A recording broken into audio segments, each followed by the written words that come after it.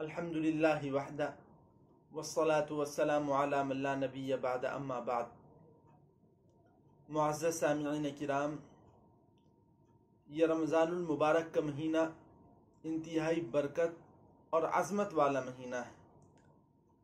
ہر مہینے کے اندر 3 عشرے ہوتے ہیں، پہلا عشرہ، دوسرا عشرہ اور تیسرا عشرہ۔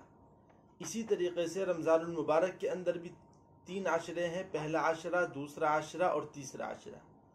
حدیث شریف کے اندر ان تینوں عشروں کی الگ الگ فضیلتیں ہیں۔ پہلے عشرے کی ایک فضیلت ہے، دوسرے عشرے کی دوسری فضیلت ہے اور تیسرے عشرے کی تیسری فضیلت ہے۔ پہلے عشرے کی فضیلت یہ ہے کہ اللہ تبارک و تعالیٰ کی رحمت اس عشرے کے اندر نازل ہوتی ہے، اور اللہ تبارک و تعالیٰ کی رحمت جو ہے وہ جوش مارتی ہے، اور خوب اللہ تبارک و تعالیٰ کی رحمت کا نزول ہوتا ہے۔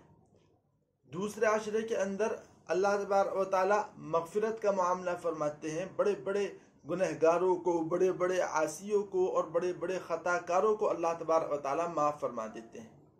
اپنے رحم سے، اپنے فضل سے اللہ تبارک و تعالیٰ معاف فرماتے چلے جاتے ہیں۔ یہ دوسرے عشرے کی خصوصیت ہے۔ اور تیسرے عشرے کی خصوصیت یہ ہے کہ اللہ تبارک و تعالیٰ جہنم سے نجات عطا فرماتے ہیں۔ تو یہ رمضان کے تینوں عشروں کی الگ الگ خصوصیتیں ہیں۔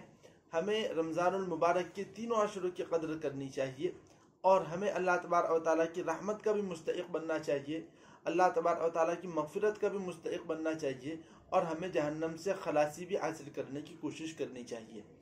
اور یہ بات حدیث شریف سے بھی ثابت ہے۔